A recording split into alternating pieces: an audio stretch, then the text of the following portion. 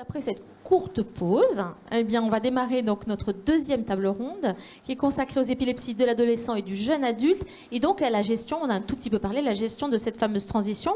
Alors pour aborder cette délicate question, on a décidé d'étoffer, même si on avait déjà une équipe formidable, mais on a décidé d'étoffer l'équipe d'experts. Vous avez, voyez, du monde sur cette tribune. Donc autour de cette table ronde, nous ont rejoint le professeur Vincent Navarro, qui est du service de neurologie de l'hôpital La Pitié-Salpêtrière à Paris.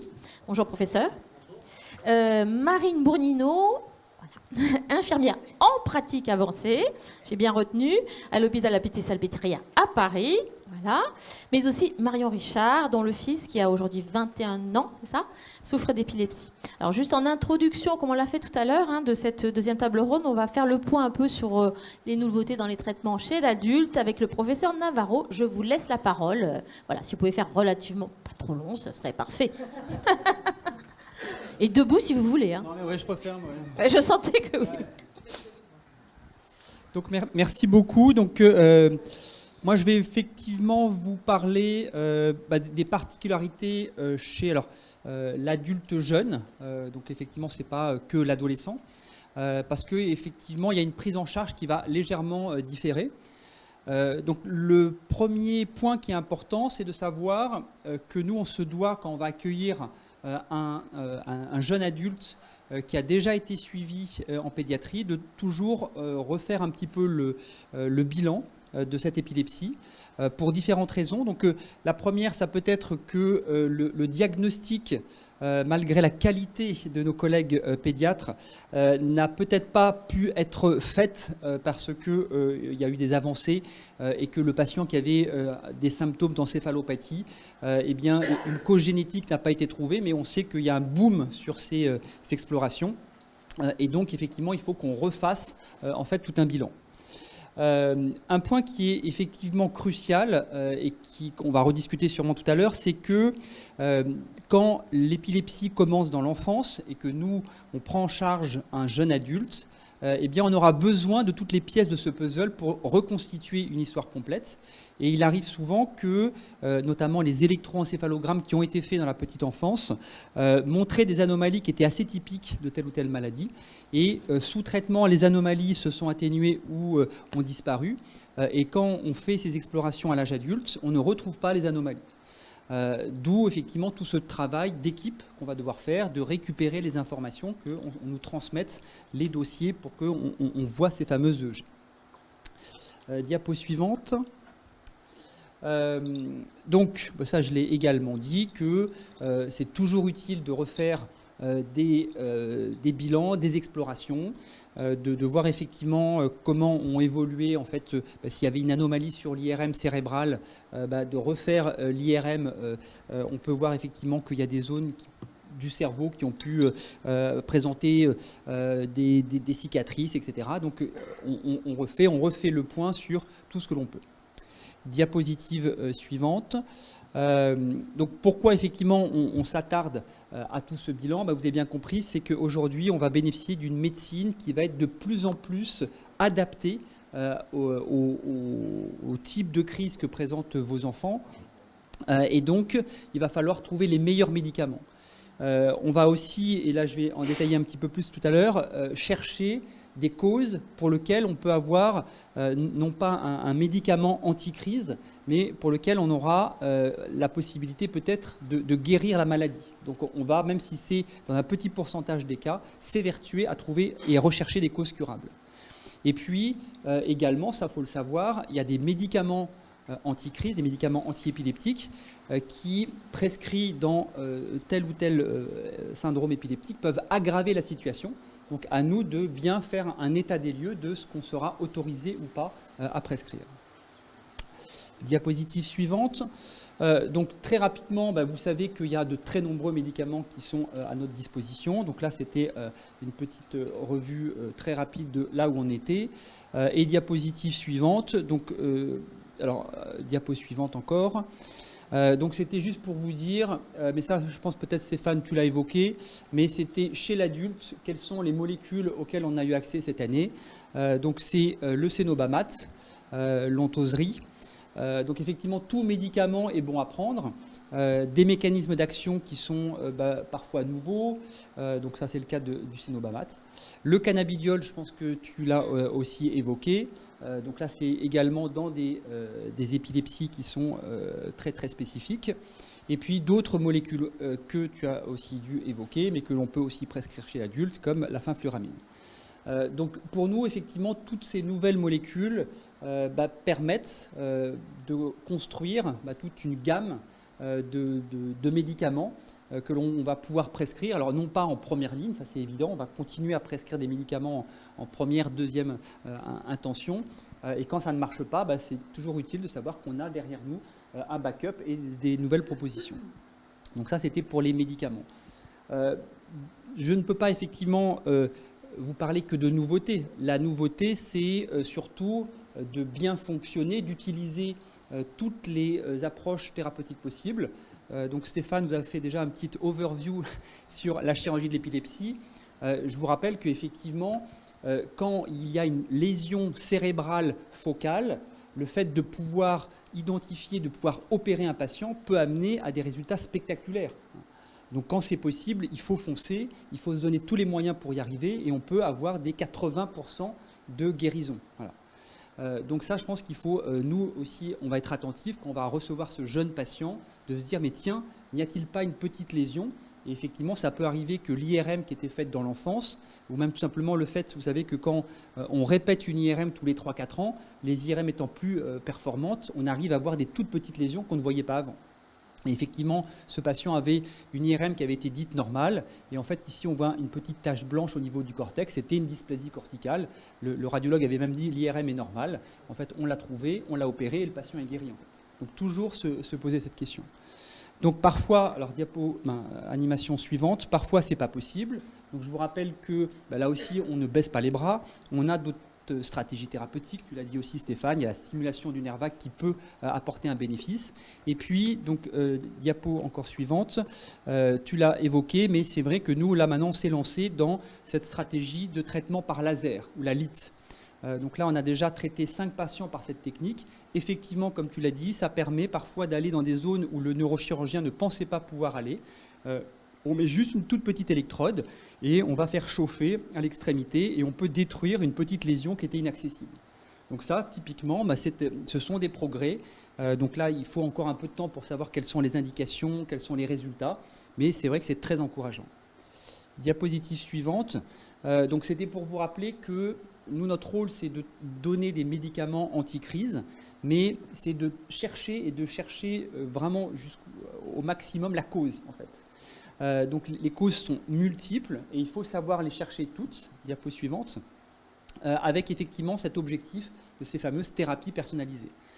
Et que là, pour l'instant, on va vous lister une dizaine de maladies rares, mais que notre objectif serait qu'à terme, on puisse avoir toutes les maladies listées avec des physiopathologies identifiées et des thérapies ciblées pour chacune de ces thérapies.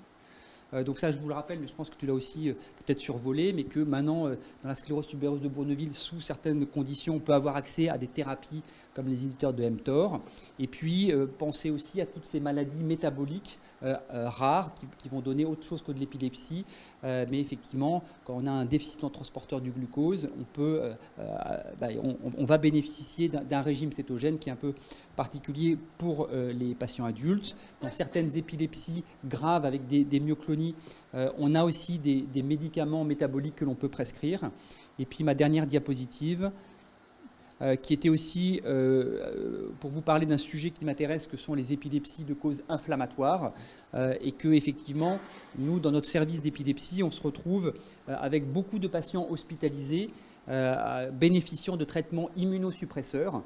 Donc la porte d'entrée, c'est l'épilepsie, mais au final, on va trouver différents types d'inflammation et on va se mettre à prescrire des médicaments immunosuppresseurs, soit un peu large spectre, comme les corticoïdes, comme les perfusions d'immunoglobuline, et puis de plus en plus des médicaments qui vont bloquer telle ou telle petite cellule ou molécules inflammatoires, avec des résultats qui, pour l'instant, sont encore préliminaires, mais sont très encourageants. Voilà, c'était tout ce que... Alors on va peut-être passer, mais c'était pour vous dire que, bien évidemment, tous ces progrès, on les fait grâce à la recherche. Donc heureusement qu'on a une fondation qui s'occupe de la recherche en épilepsie. Donc diapositive suivante, c'était un peu tous les moyens, parce que les moyens sont un petit peu infinis. Et puis diapo finale. Donc c'était pour... non, là c'est... Voilà. Non, mais je voulais remercier toute l'équipe d'Epilepto. Je voulais citer Marine Bourgnigno, mais qu'on aura l'occasion d'entendre tout à l'heure, parce qu'effectivement tout ce travail, c'est un travail d'équipe. Voilà. Merci professeur Navarro, merci beaucoup. Donc, on va poursuivre cette table ronde en abordant donc toutes les nouvelles difficultés du quotidien qui apparaissent avec l'adolescence et l'entrée dans l'âge adulte de l'ex-enfant, je dirais, avec épilepsie, avec votre témoignage, Marion. Je rappelle que c'est votre fils donc qui souffre d'une épilepsie. Alors, est-ce que vous pouvez, on va essayer de comprendre un petit peu pour votre parcours, pour aborder cette question de la transition, justement, comprendre un peu le parcours qui a été le vôtre. Je dis le vôtre, celui de votre fils, de la famille en fait, parce que c'est ça en général. Alors, à quel âge l'épilepsie de votre fils a-t-elle été diagnostiquée? Comment ça s'est passé? Donc, Gaspard a fait sa première crise à 14 ans, sans prévenir, évidemment, comme chaque première crise. À ce moment-là, il a été d'abord suivi par des médecins dans le système privé, par des neurologues, un neurologue. Et puis, quand elle s'est trouvée débordée parce qu'il enchaînait les crises malgré les traitements qu'elle avait pu essayer de mettre en place, on a été pris en charge à l'hôpital Robert Debré par le professeur Auvin, qui l'a suivi pendant de nombreuses années, au-delà de ses 18 ans, parce que même s'il était périmé comme pour la pédiatrie, comme il le dit souvent, il voulait essayer de le garder jusqu'à stabilisation. Malheureusement, ça a été compliqué, plus compliqué que ce qu'on espérait. Et donc, il a fallu faire un passage de la pédiatrie à l'adulte en hôpital, puisqu'il a une épilepsie qui est toujours pas stabilisée et qui est compliquée. Et ça n'a pas été simple. C'est-à-dire, il y a eu un creux, il y a eu un trou plutôt qu'un creux. Comment est-ce que vous pouvez expliquer ça? Alors, déjà, dans un premier temps, il est resté en pédiatrie. Et on remercie le docteur Auvin à ce moment-là. On était très contents de pouvoir être suivi par un médecin qu'il connaissait, qui pouvait l'accompagner. Mais on s'est retrouvé avec des difficultés parce qu'il a été hospitalisé en urgence avec des crises, un orage de crise qu'on n'arrivait pas à stabiliser. À ce moment-là, moi j'ai demandé est-ce qu'on peut l'emmener à Robert Debré, et on m'a dit non, c'est de la pédiatrie. Et il avait plus de 18 ans. Donc là, on s'est retrouvé dans un entre-deux où on était un peu perdu. On ne pouvait plus être reçu en pédiatrie, mais on était suivi en pédiatrie. Et nous, on ne savait plus quoi faire. Et c'est là que vous ne pouviez plus être reçu en période d'urgence, au moment de l'urgence, vous ne pouviez plus être reçu en pédiatrie. C'est ça, il pouvait être suivi en pédiatrie, mais on ne pouvait plus aller aux urgences en pédiatrie. Donc, voir les médecins qui le connaissaient. Donc c'est à ce moment-là qu'on s'est dit qu'il fallait quand même vraiment passer chez l'adulte. Et là, la transition a été longue et compliquée parce que les hôpitaux sont débordés, parce qu'il est difficile d'avoir un rendez-vous, et que même si c'était un suivi normal de la pédiatrie à l'adulte, d'un hôpital spécialisé en épileptologie à un autre, il est compliqué d'avoir un rendez-vous. C'est-à-dire donc on a mis un an et demi pratiquement pour passer de l'un à l'autre. Et pendant cette année et demie, il a été suivi, pas suivi? Alors on a continué bien sûr à être suivi. Néanmoins, c'est compliqué parce que, je me mets à votre place, j'imagine que c'est, je ne sais pas ce qu'il y avait dans votre tête à ce moment-là, mais nous, c'est comme ça qu'on l'analysait. On se disait, c'est difficile de lancer des examens, des analyses, etc., sachant qu'elles ne vont pas être analysées ensuite sur place dans le même hôpital. Donc, on ne fait plus rien. Enfin, on ne fait pas plus rien parce qu'on reçoit, on essaye d'adapter un peu le traitement, mais on lance vraiment rien. Et il a fallu 1 an et demi pour pouvoir être pris en charge à la Salpêtrière, où là, on a relancé des examens. D'accord. Voilà. Mais donc, il y a cette période qui est un peu longue. Qui est un peu longue, oui, et qui est, on en reparlera, qui est forcément, j'imagine, un peu préjudiciable s'il y a un trou. Enfin, on en reparlera, ça. Mais continuons sur quand même votre parcours. Quand votre enfant était suivi en pédiatrie, j'imagine que c'était l'ensemble de la famille qui était prise en charge. Est-ce qu'on a le même sentiment quand on bascule? Parce que la bascule, elle est pour le patient, mais elle est pour les parents, évidemment, aussi. Est-ce que vous êtes pris en charge de la même manière comme la famille dans son ensemble? Alors, c'est sûr qu'en pédiatrie, que ce soit en consultation ou quand on arrive aux urgences, ce qui est quand même assez courant quand on a un enfant qui fait de l'épilepsie, on est accueilli, l'enfant est accueilli avec la famille en permanence et comme vous dites, vous parlez à l'enfant, mais vous parlez quand même beaucoup aux parents puisque c'est quand même les parents qui prennent en charge la maladie. Quand on passe chez l'adulte, alors nous on a eu une petite transition avant d'arriver chez vous qui était une expérience un peu moins agréable où les parents sont totalement évincés de la consultation. C'est-à-dire que c'est un adulte, il a plus de 18 ans et donc les parents se trouvent un peu voilà, mis à l'écart. Or, c'est pas parce que du jour au lendemain on a 18 ans qu'on devient un adulte et qu'on est capable de se prendre en charge. Et limite, on vous culpabilise parce que vous le couvez trop ou Non, alors j'ai pas eu ce genre de. D'accord.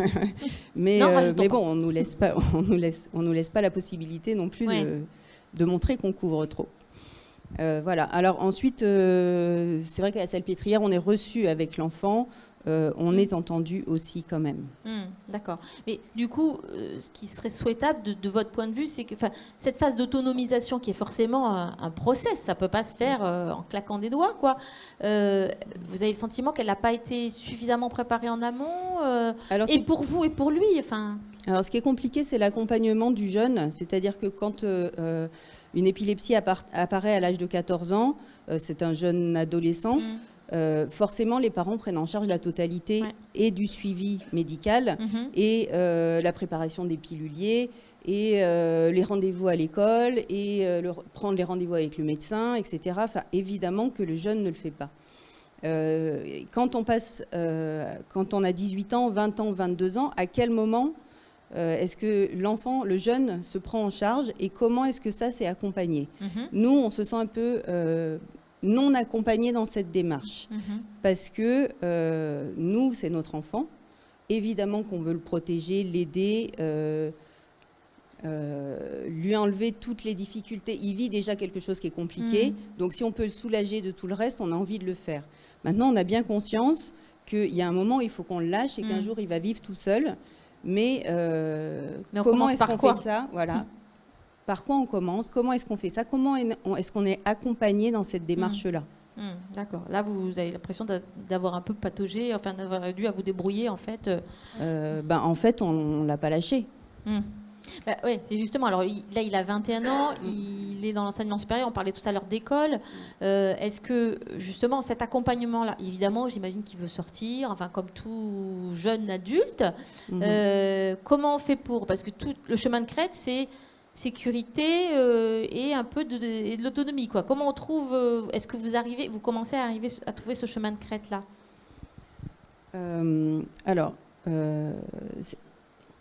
Nous, on patauge un peu, on est en plein dans les problèmes du jeune adulte.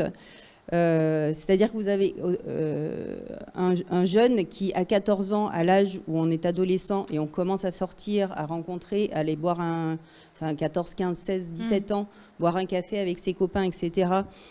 Il était dans le début de son épilepsie où donc on l'a couvé. On a essayé de le couver le moins possible, mais forcément on le protège. Ensuite, ils rentrent dans l'enseignement supérieur, où là, on n'est plus derrière et on ne peut plus leur dire non, aujourd'hui, à 18h, tu es rentré à la maison. Ils se trouvent une certaine liberté et ils doivent trouver l'équilibre entre ce qu'ils peuvent faire, pas faire, ce qui va déclencher des crises, pas déclencher des crises. Et nous, en tant que parents, c'est très difficile de se positionner à ce moment-là. C'est-à-dire qu'on veut les protéger, on doit les laisser grandir. Et on ne sait pas trouver cet équilibre. Et c'est là où on aurait besoin d'être accompagné et où on a le sentiment de ne pas l'être, en fait. D'accord, ok. Et alors, peut-être que je vais vous questionner tout de suite, juste 2 secondes, parce que ce n'était pas prévu, mais ce n'est pas grave. Marine Bournino, vous êtes donc, dans le service du professeur, donc dans le même service où est votre fils.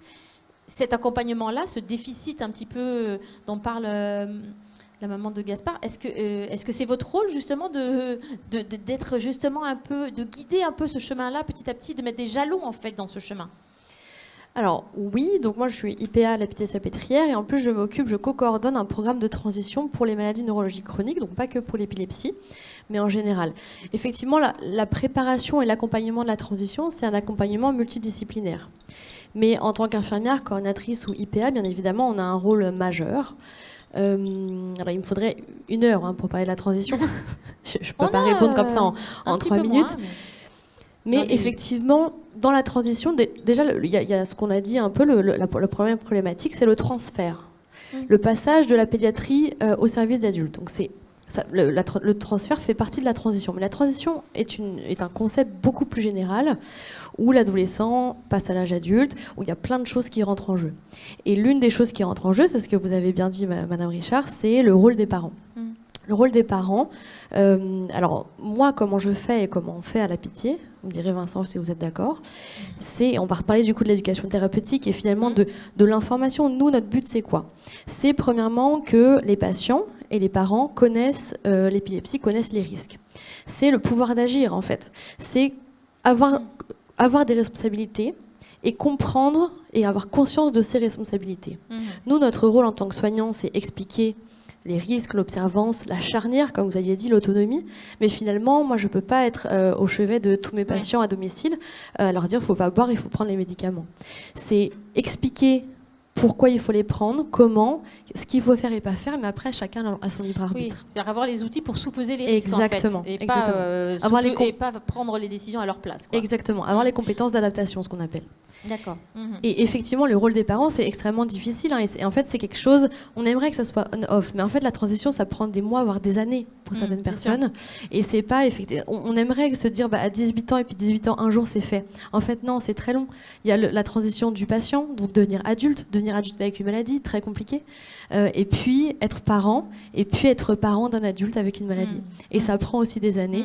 Et c'est vrai que il faut qu'on travaille, mais c'est une bonne chose qu'on en parle, c'est qu'il faut qu'on travaille peut-être un peu plus vite, peut-être pour certaines personnes, sur ce rôle de parent, pour autonomiser le patient et avoir ces compétences d'empowerment, ce qu'on appelle donc l'autonomisation, le pouvoir d'agir du patient. Ok, merci. Alors Marion, vous pouvez réintervenir à tout moment, évidemment. N'hésitez pas au décours du débat. Alors, on voit que c'est work in progress, on va dire que c'est en train de se construire, cette autonomisation. Il y a eu des recommandations de la Haute Autorité de Santé cette année pour essayer de formaliser un peu ce process de transition. Professeur Nguyen, est-ce que vous pouvez nous dire un petit peu qu'est-ce qu'il en ressort finalement ? Normalement, c'est bon. Alors oui, j'avais préparé quelques diapos, mais qu'on présenterait peut-être après, parce que c'est l'ensemble des recommandations et pas seulement sur la transition. Donc on va peut-être rester sur cette notion-là. C'est déjà un gros sujet. C'est déjà un gros sujet, mais il y a un sujet. Alors bon. Chacun parle un peu de comment il fait. Donc nous, on a la chance à Lille d'être dans le même hôpital, c'est-à-dire le service de neurologie pédiatrique et le service de neurophysiologie. Ils sont au premier, on est au deuxième, quoi. Donc voilà, c'est très simple et on a au moins 2 réunions toutes les semaines où on parle des dossiers. Donc il y a ce côté transfert-là ne pose pas vraiment problème en soi.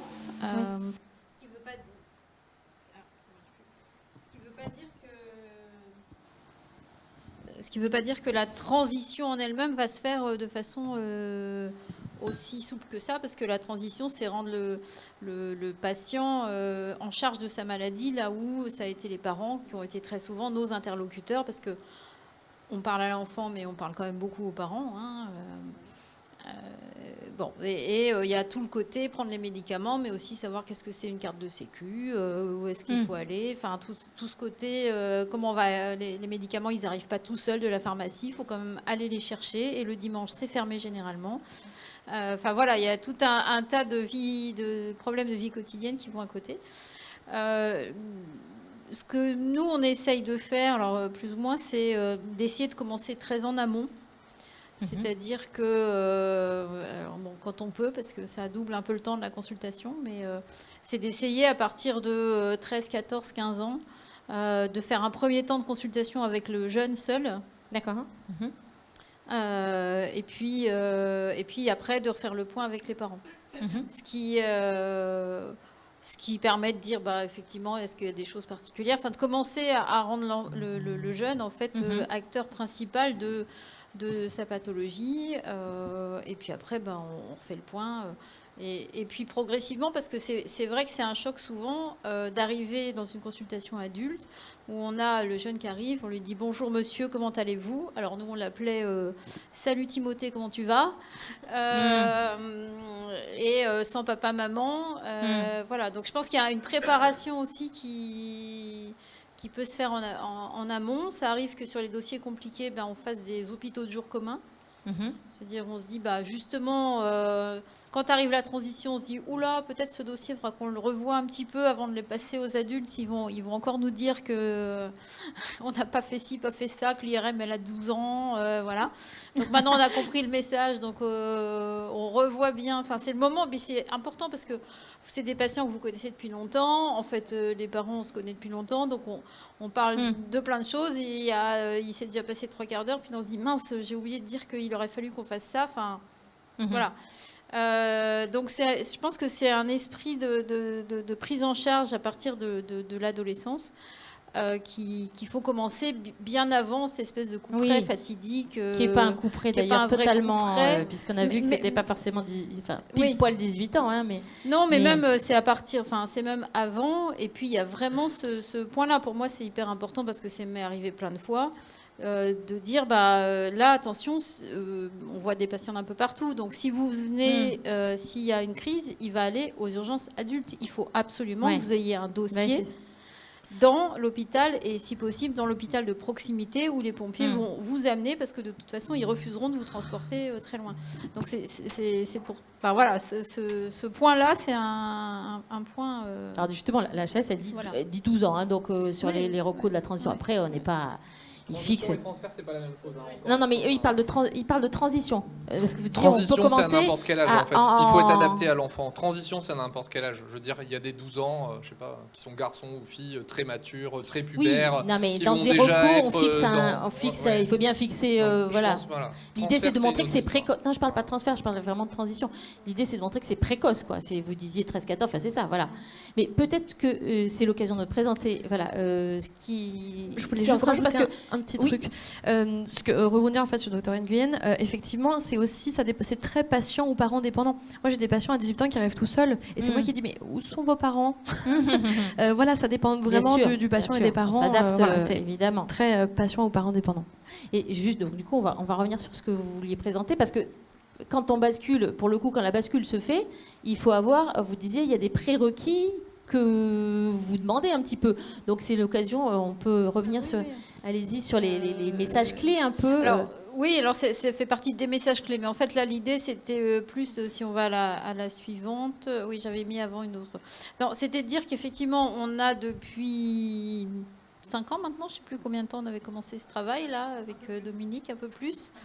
Avec la FFRE, avec un soutien très actif de la FFRE, dans un travail d'essayer d'obtenir des recommandations précises quant à la prise en charge des patients avec épilepsie, parce que finalement, on n'avait pas de référence. Alors, avoir une référence de ce qu'on doit faire, c'est une chose. Pouvoir le faire, c'est pas toujours... c'en est parfois une autre, mais au moins, on a eu donc cette démarche de faire un point sur... comment sont pris en charge les patients avec épilepsie en France, avec un certain nombre de surprises qu'on a déjà, de prescriptions sans qu'on soit très sûr du diagnostic, de traitements prescrits mais pas pris, avec un focus qu'on n'avait pas trop réussi à faire au départ sur l'enfant mais qu'on a pu compléter après. Ce qui a permis d'aboutir à l'ouverture d'une démarche d'écrire des recommandations, comme le font les sociétés savantes anglaises.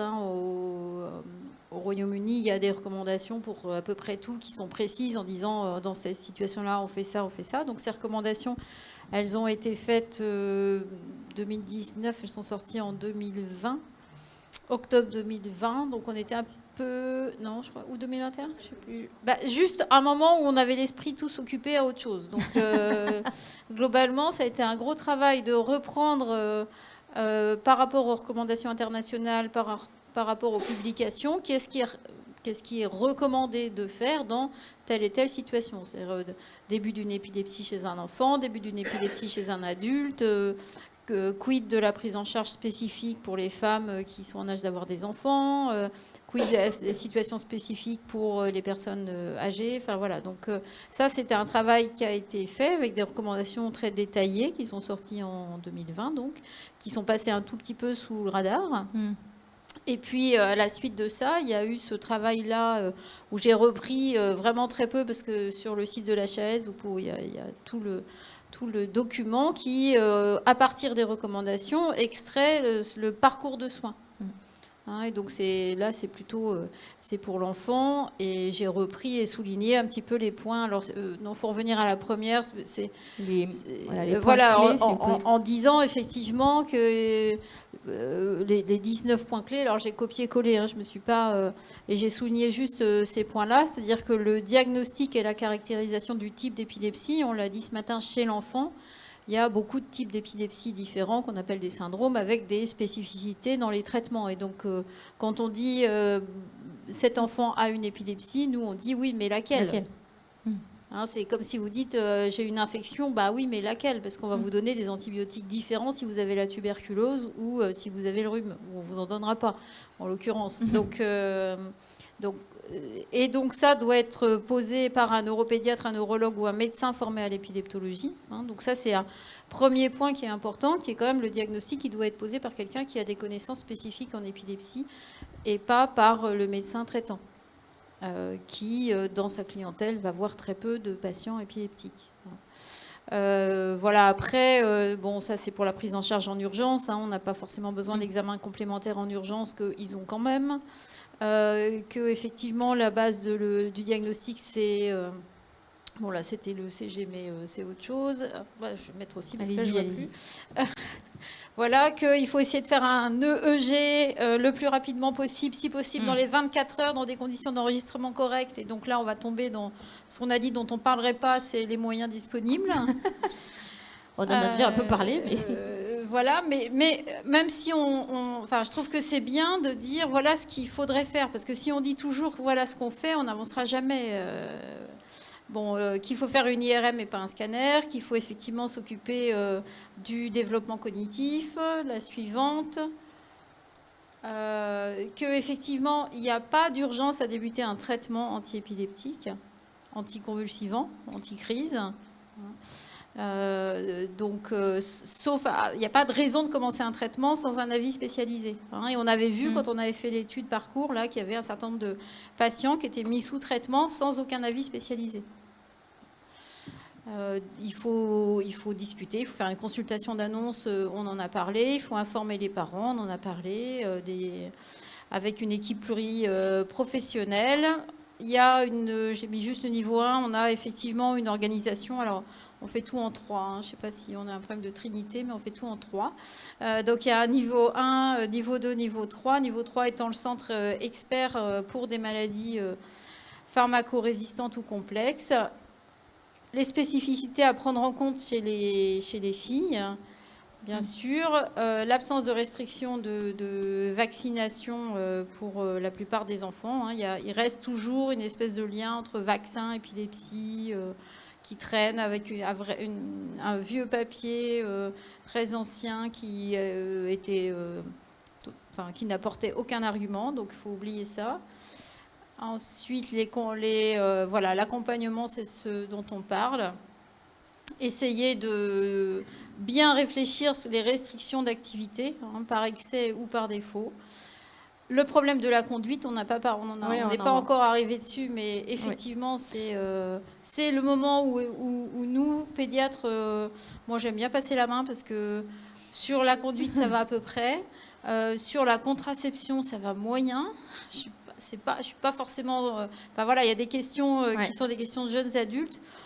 Sur lequel les différents moyens contraceptifs, etc., je ne suis pas forcément très à l'aise pour répondre. Et puis, on en a parlé aussi du projet professionnel et de l'anticiper. On n'a pas envie de leur restreindre leur possible, ces ados. On a envie de leur dire si tout est possible, mais en même temps, il ne faut pas les envoyer dans des voies sans issue où à la fin, ils ne pourront plus faire demi-tour. Alors les examens complémentaires de suivi, le jet systématique tous les ans n'a pas forcément d'indication. Hein. Mais par contre, il faut se voir régulièrement. On a dit au moins une visite annuelle et souvent c'est beaucoup plus en fonction de l'équilibre de l'épilepsie. Donc voilà, j'ai juste repris ces quelques éléments et il y a pas mal d'algorithmes qui permettent de faire vraiment une réponse précise dans cette situation. Qu'est-ce qu'il est recommandé de faire? Bon. Le après, en fonction de où vous habitez, comment on le fait, c'est plus compliqué comme question. Mais voilà. Okay. Merci beaucoup, professeur Nguyen. Alors, vous disiez, ça, les recommandations, c'est ce qui est souhaitable de faire. Évidemment, on n'est pas toujours collé, rien n'est pas parfait. Je lisais que, justement, il y a dans l'étude de la HAS qui a fait le point sur les prises en charge, chez les adolescents et les adultes, la primo-prescription se fait principalement quand même presque 60% par un médecin généraliste. Donc, oui, si vous voulez... oui et non. Je veux dire, pour avoir fait partie du groupe HAS et avoir discuté avec eux, en fait, pour réussir à faire une étude au niveau français, vous imaginez bien qu'on n'envoie pas un questionnaire à tous les généralistes. Un des moyens, simples, mais malgré tout complexe, c'est d'utiliser les banques de données de la sécurité sociale. Oui. On est tous fichés.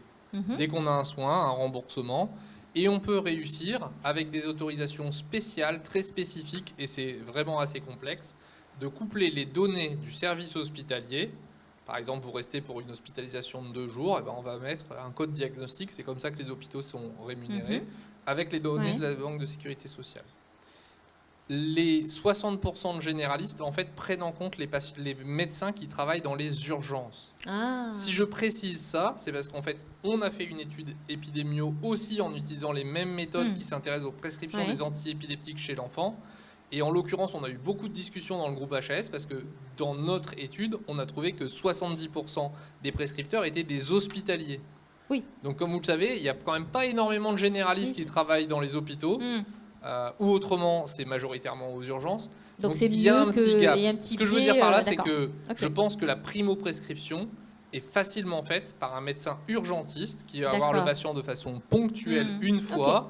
Il va voir une fois pour une crise, on va lui dire c'est une crise isolée, on va faire des examens bien souvent qui sont inappropriés, comme le scanner par exemple, qui ne rapporte pas grand-chose, à part de répondre à une question en urgence, mais dont on peut très souvent répondre par un examen clinique. Bon, chez l'adulte, c'est un peu plus systématique et c'est un petit peu différent. Mais le patient va revenir une deuxième fois, une troisième fois. Il ne sera pas rentré dans un suivi de neurologue parce qu'il a eu un rendez-vous qui était dans 9 mois. C'est un peu la réalité. Et donc, un urgentiste va finir par prescrire un antiépileptique. Oui, je donc, je ne pense pas que ce soit 60% de médecins généralistes se lancent à prescrire. Chez nous, les pédiatres, en tout cas, aucun généraliste veut prescrire d'antiépileptiques. Et aucun généraliste veut même renouveler les antiépileptiques. Oui, non, mais chez l'enfant, le chiffre est bien moindre. Mais bon. Voilà. Donc, ce que je veux dire par là, je pense que chez les adultes, c'est un petit peu différent. Mais bon, tant mieux. Pour les initiations de traitement, je pense que les urgentistes est la grosse population de prescripteurs.